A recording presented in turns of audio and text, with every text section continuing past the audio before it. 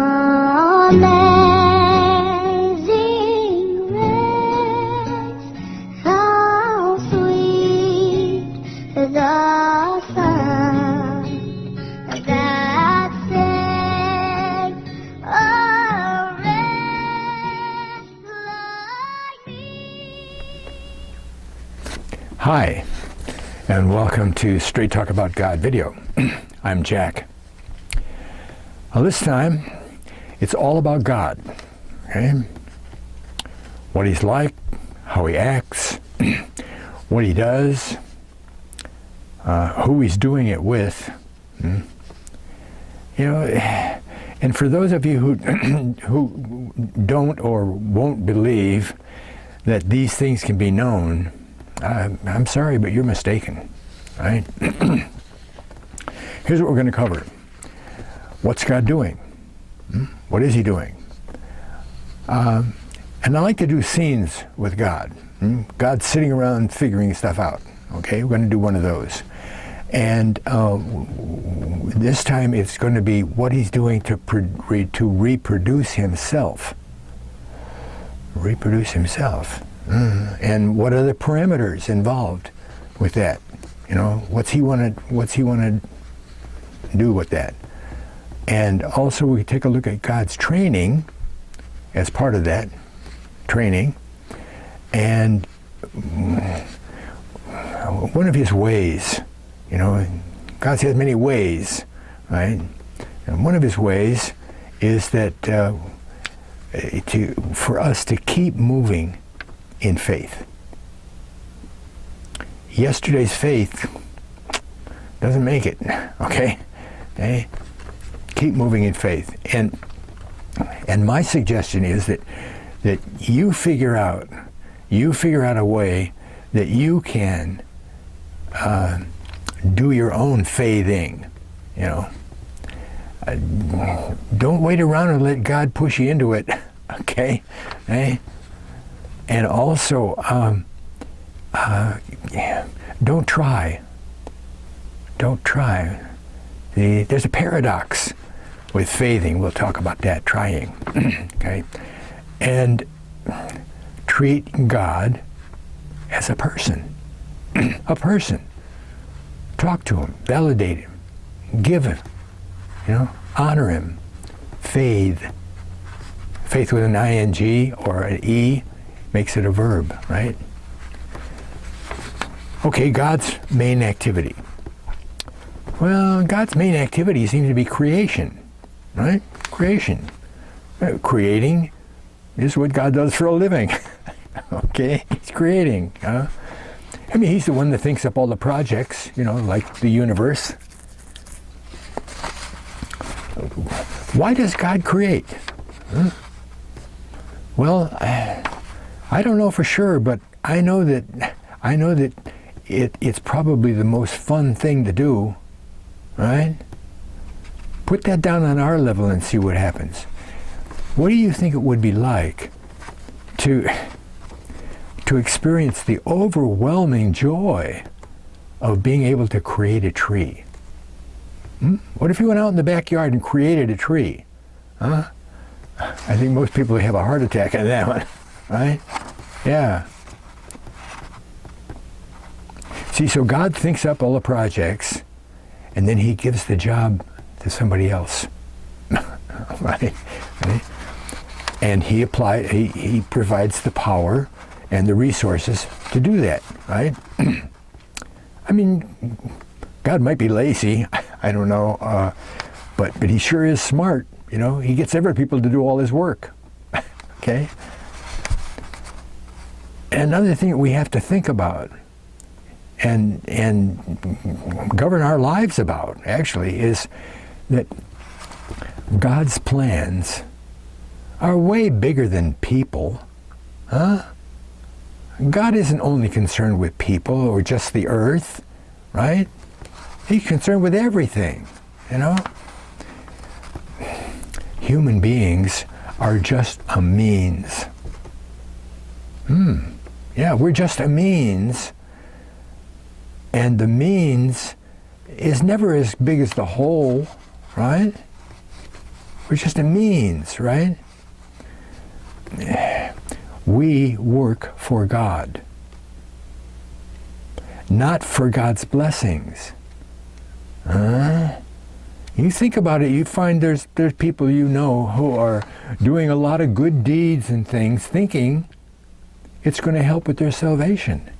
I work at the food bank every Saturday our kids camp, and I do, do a lot of good stuff, but it doesn't count for your salvation. There's only one thing that counts for your salvation. That's faithing, right? Faithing, right? We work for God. Anything that we do, we're doing for God, not for us.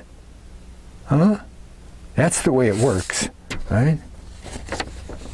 And God is making, sustaining, and so forth, the physical universe, isn't he? Right? And the universe is a project that God got together, and he's creating this integral physical manifestation that he never intended to do it alone. He only intended to do it right, capital R. See, only God can create like God, right? Angels can't create like God, right? People can't create like God. He tried angels, to help with this project, whatever that ultimately is. He tried angels, but they fell, didn't they? Yeah. And now he's trying humans. Adam is the Hebrew word. Adam means human being, right? And he's going to turn us, human beings, into holy God creatures.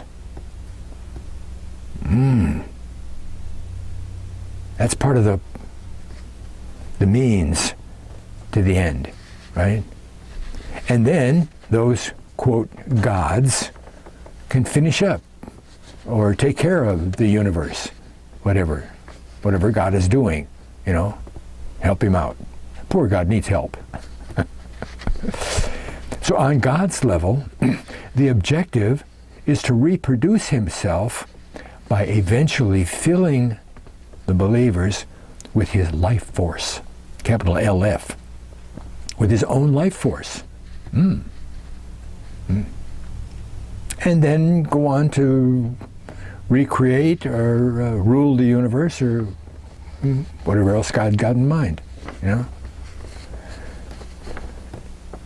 So, there's a scene, right? And God is planning out a good way to reproduce himself. Okay? Well, what do I have to do here? Let's see. I have to have a way to transform this Adam into a God like me.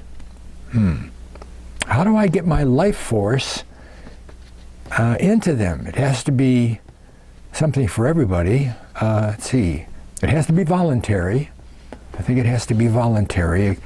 Coercion, that's not really an option. Angels and robot angels are already created. How about that? Some of those robot angels. What are robot angels? Those are the ones that sing in the choir, right? I mean, that's what it sounds like they do in the Bible. That's the only thing they do is, they get up in the morning and start singing. It's God's radio, right? We turn on the radio and gets the news, and he turns on the choir, right? Okay? God's choir. See, the choir, it doesn't seem like it anyway, the choir doesn't have free will. See? It's not necessary. They weren't meant to become gods, were they? They're just meant to be the choir. Okay? Another thing that doesn't work is rules. God tried rules, right? He put out a bunch of rules, but he knows that rules don't work because people can't keep rules, right? That's why he gave us the 10 Commandments, to show us that we can't keep rules, right? It didn't show us that to show us how to be saved, right? We can't keep rules. You know, we're crackpots. We do what we feel good about, right? But because of that, God figured, well, I better figure out a way to train them. You know, help them out and train them so that they can fit in, right? I'll have to help them. And it can't depend on how they are physically, though, whether they're healthy or sick or whatever. You know, only the sick people can be saved. That doesn't make sense, right? It can't depend on how smart they are, you know. Oh, only the college professors can be saved because they're smart, you know, whatever.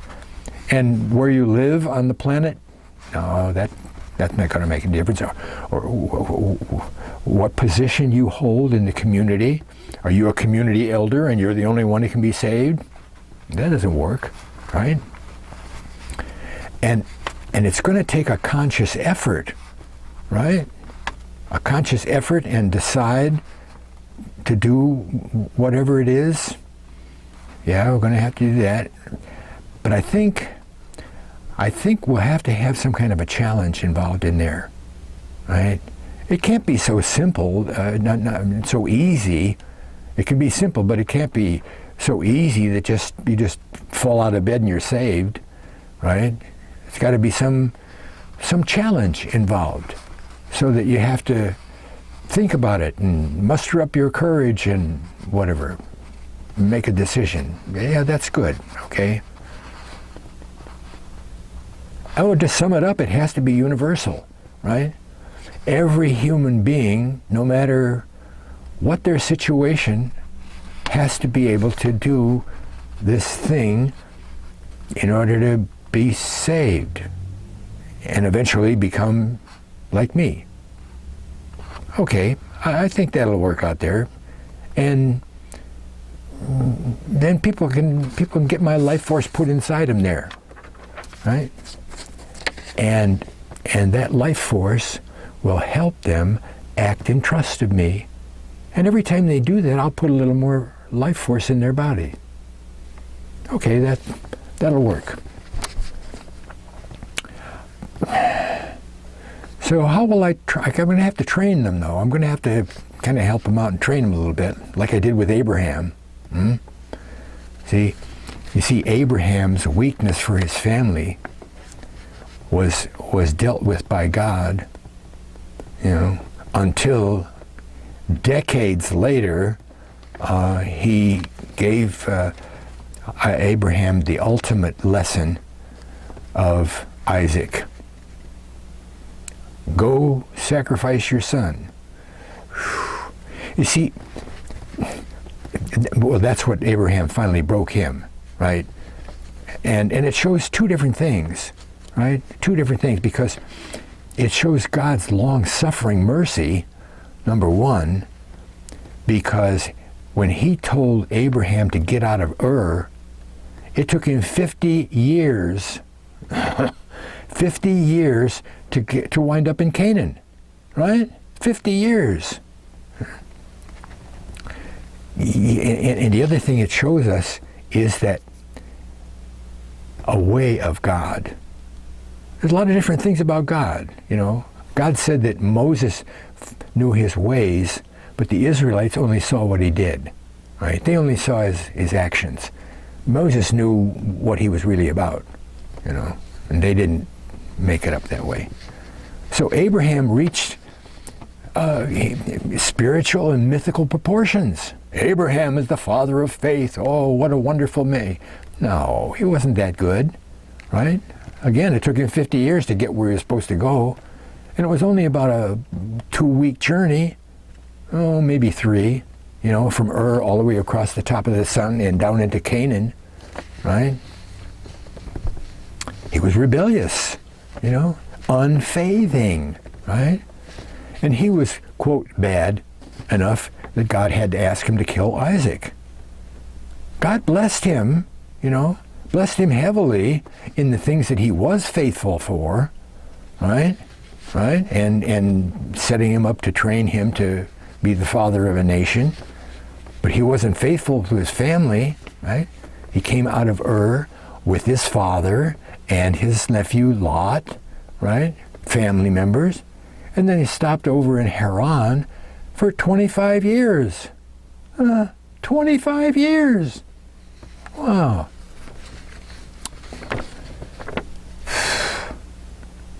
See, God told him to get away from Ur and his father's family, and then go until I tell you to stop, you know?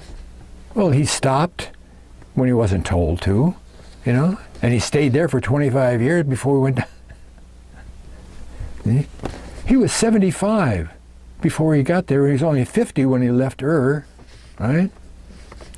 And then it was another 25 years before Isaac showed up, right?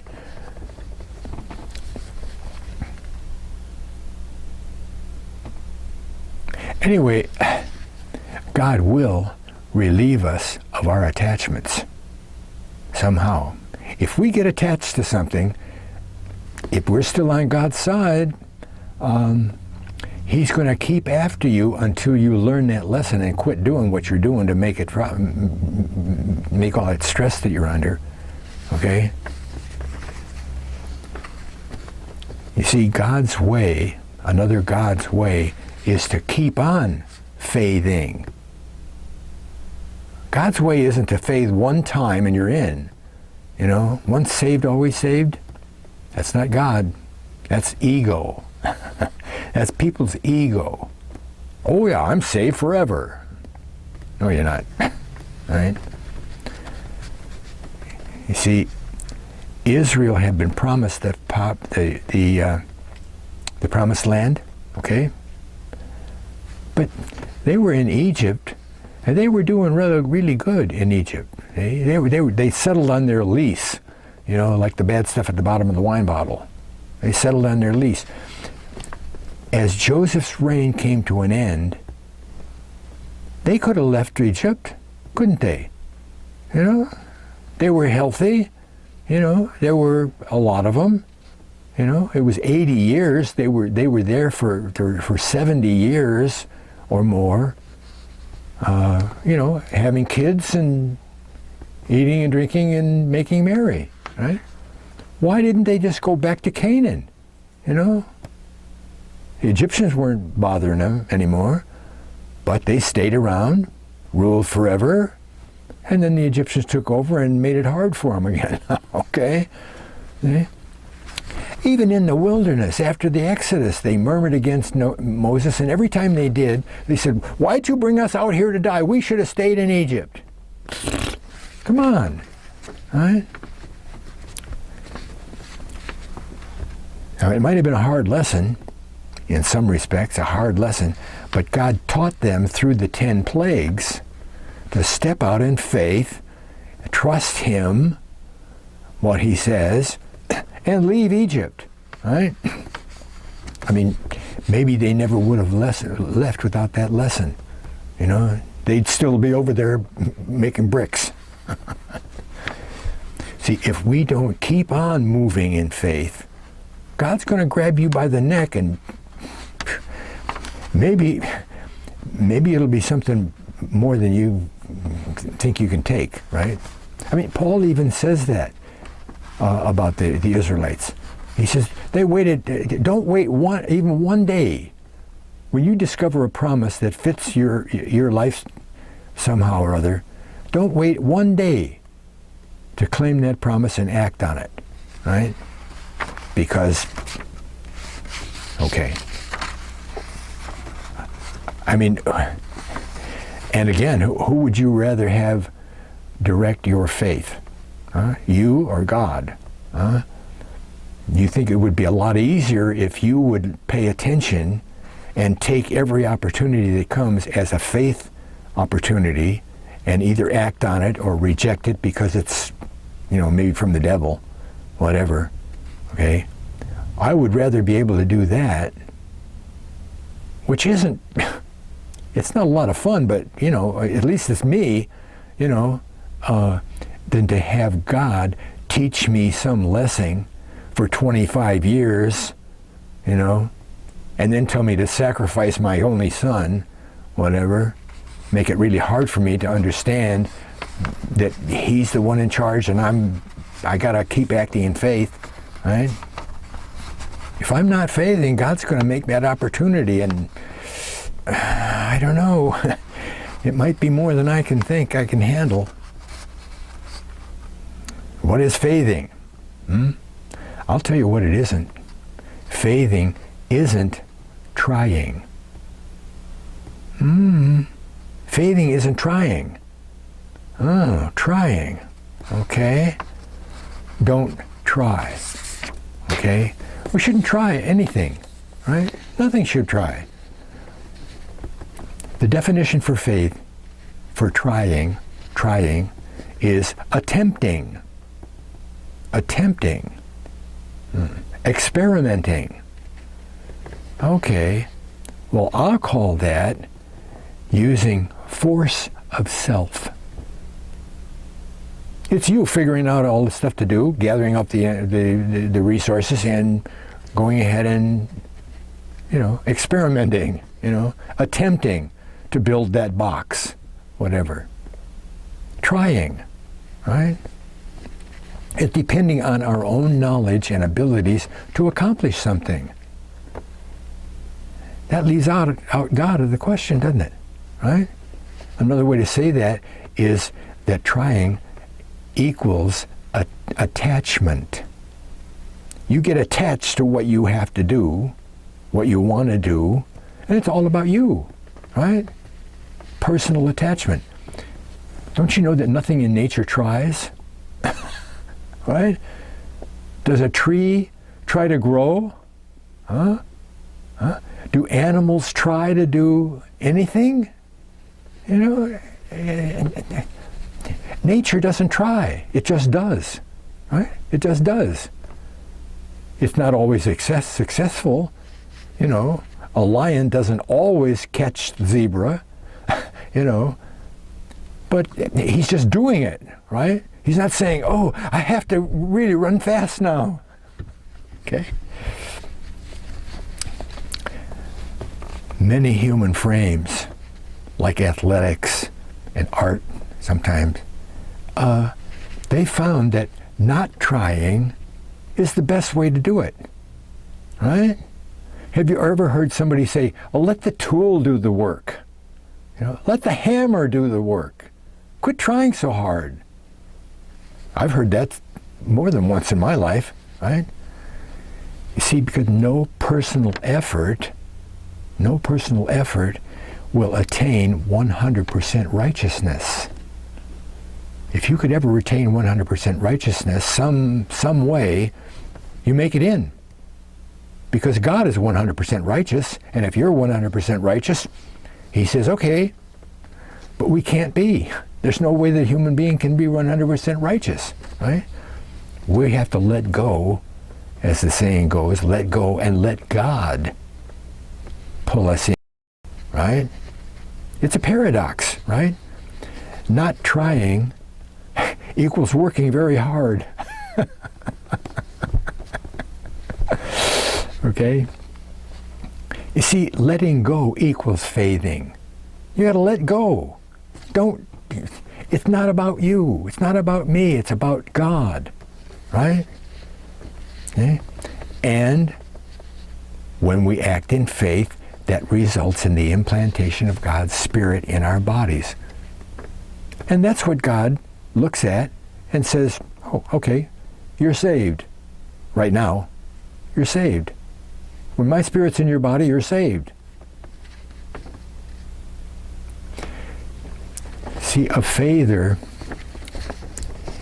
here's a philosophical argument, statement, okay? All of us, faithers, all of us, believers and non-believers, all of us move through the fluid volume of circumstance with the limitations ever changing in front of us. Let me repeat that. Okay.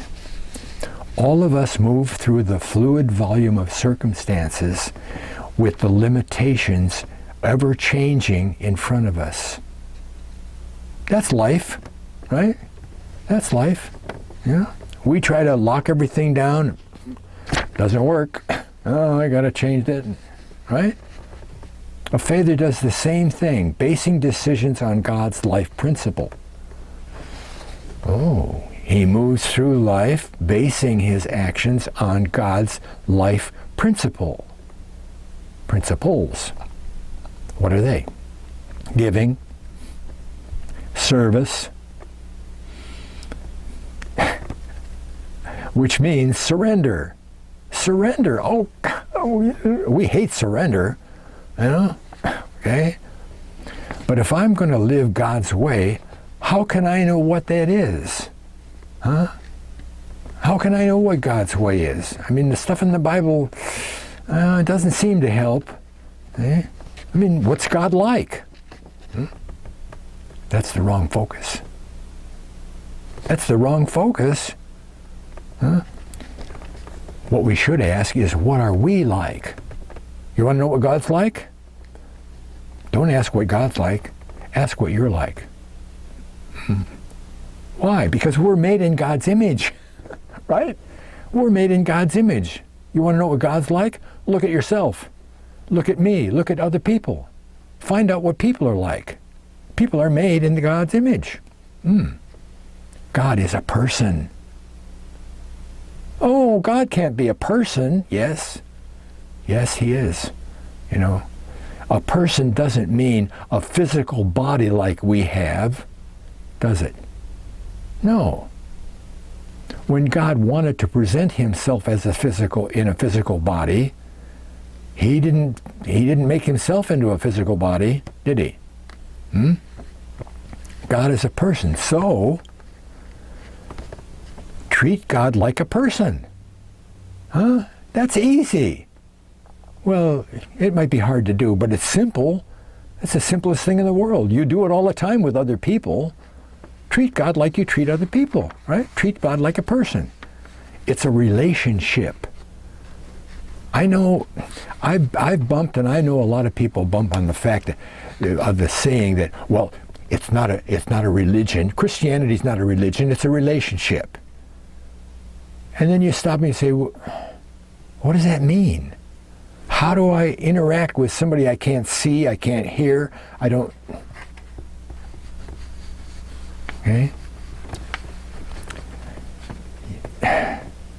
So you might never heard God talk out of the wall at you, you know, hey, go, whatever, you know.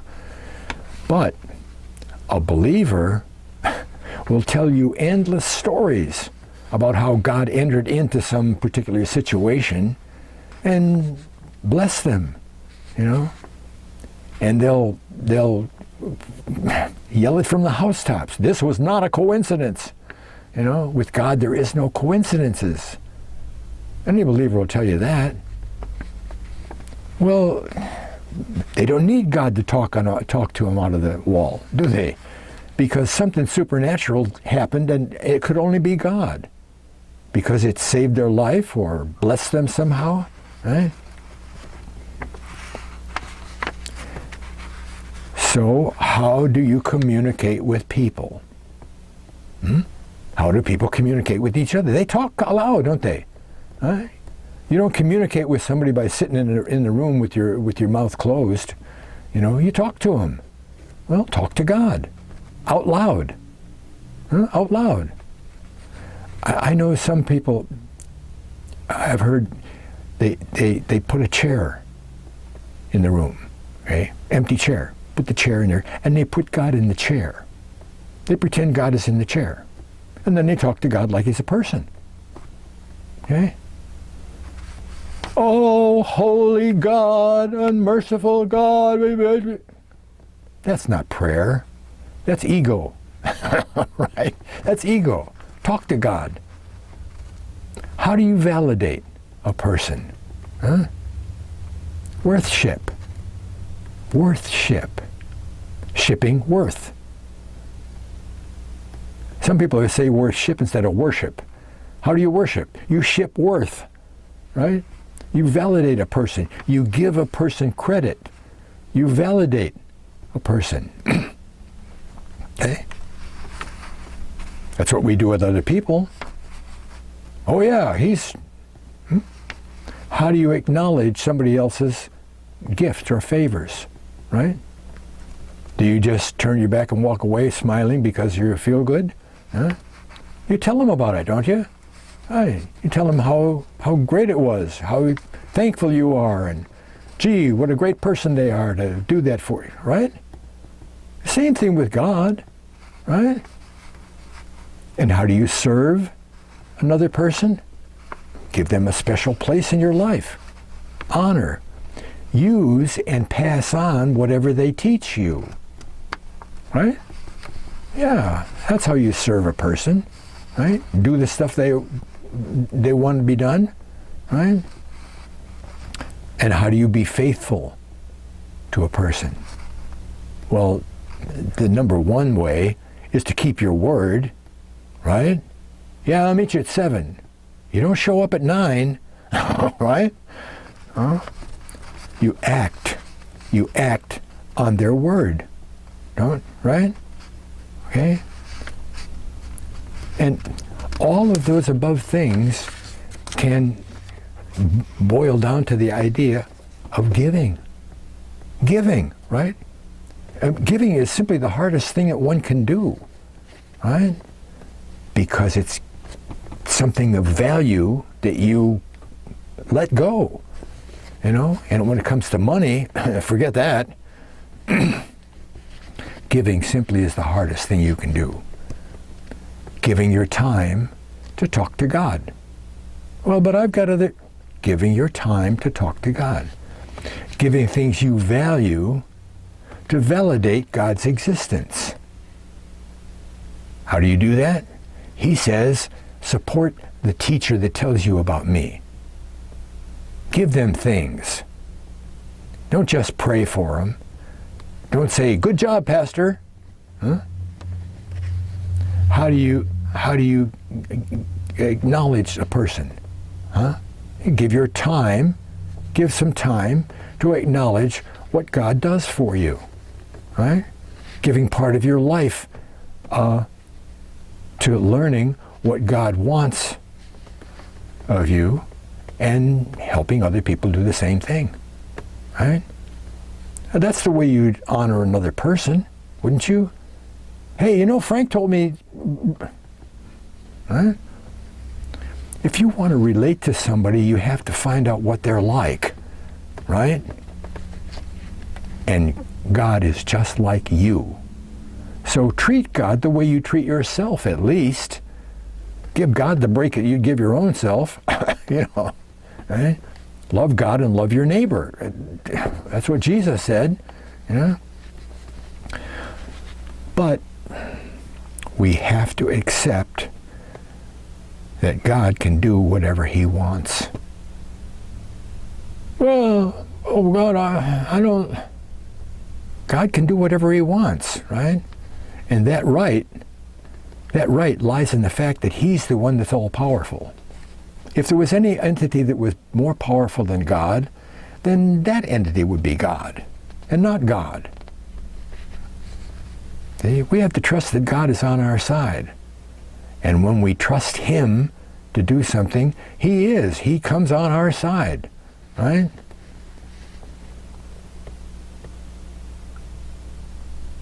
If you don't like a God that can get angry, you know, hey, that Old Testament God, if you can't accept a God that can be angry, give your life back and go find a God that's okay with you, okay?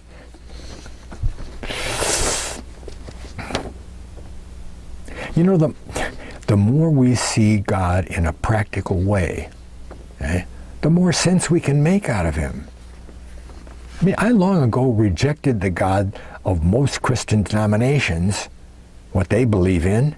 That God just didn't make sense to me sometimes, you know? He wanted me to cut my hair. Cut my hair, and then He showed me a picture of a person with shoulder-length hair.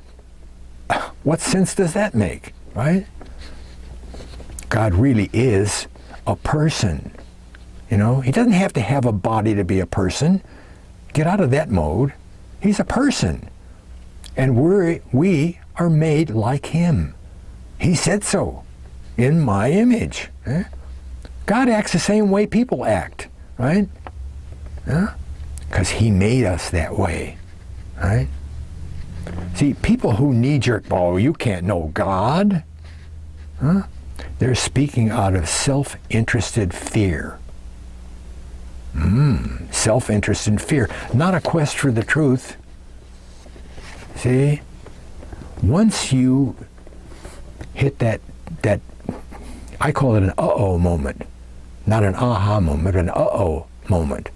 When you reach the moment when you realize that God is real, he's actually real, you say, uh-oh, because it puts you in touch with the fact that you're a dust mote in a corner. You're not some person you thought you were, right? That's what God's doing. He's making people into gods. Want to get in on that?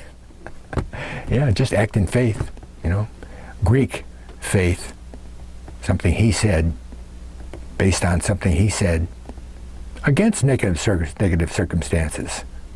Tithe. Tithe and find out what happens. Thanks a lot for watching. God bless.